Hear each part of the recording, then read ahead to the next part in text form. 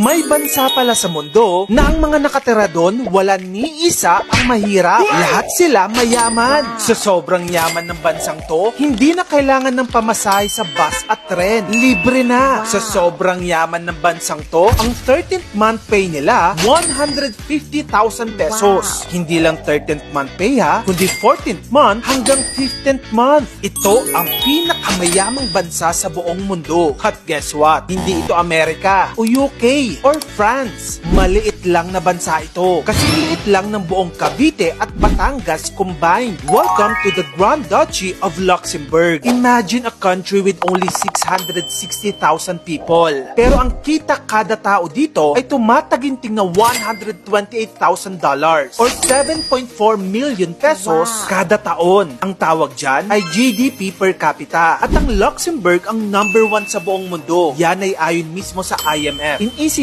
terms, mas marami ang pera ng kada tao dito kumpara sa kahit na anong parte ng mundo. In short, lahat sila mayaman. Para lang ma-imagine mo, no? Kung dito ka tumira, ganito ang buhay mo. Sa Luxembourg, libre lahat ng public transport. Bus, tren, at tram. Kahit taga-ibang bansa ka. Kaya pag magbabakasyon ka dito, tanggalin mo na sa budget mong pamasahe. Kasi sagot na yan ng gobyerno nila since 2020. Libre din ang edukasyon doon. Mula kindergarten hanggang university. Walang tuition. Libre din ang kanilang healthcare. Pati eyeglasses mo worth 200 euros o 14,000 pesos kada taon ay sagot na ng gobyerno nila. At ang 13th month pay nila ay nasa 2,300 euros per month or 150,000 pesos kada buwan. Wala silang stress sa traffic. Tahimik at super linis ng paligid. Ang mga park nila, hindi lang park. Parang gubat na Instagrammable. Kilala din ng Luxembourg sa kanilang work-life balance. Halos lahat ng empleyado may 30 days paid leave every year. Pero wait.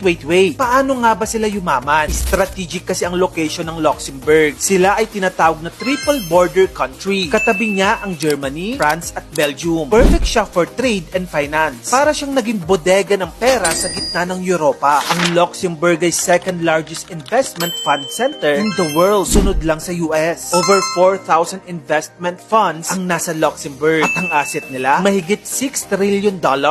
Meron ding 150 international banks ang may branch dito sa bansang to. Low taxes din sila at may transparency. Imbis na magtaas ng buwis, competitive corporate tax rates ang inoffer nila. Kaya maraming tech at finance companies ang lumipat sa bansang to. Pero hindi sila tax haven in a bad way ha. Regulated and legit ang sistema. Maliban dyan, stable ang government nila. Kaya naging investor magnet sila. Hindi sila palit ng policies. Dahil dito, investor trust them. Walang corrupt, walang trapo. Ang isa pang factor kung bakit sobrang yaman nila, small population equals to big slice. Ang Luxembourg ay may population na 660,000 lang. Pero alam mo bang 200,000 na katao mula France, Belgium at Germany ang nagtatrabaho sa Luxembourg? Sila ang tumutulong sa ekonomiya ng bansang ito. Pero hindi nila ito kaagaw sa benefits. Smart, diba? Ang OFW nila, mga French. Taray. Maliban dyan, hindi lang puro yaman ang Luxembourg ha. Napakaganda din ng bansang to. Tignan mo naman ang sceneries na to.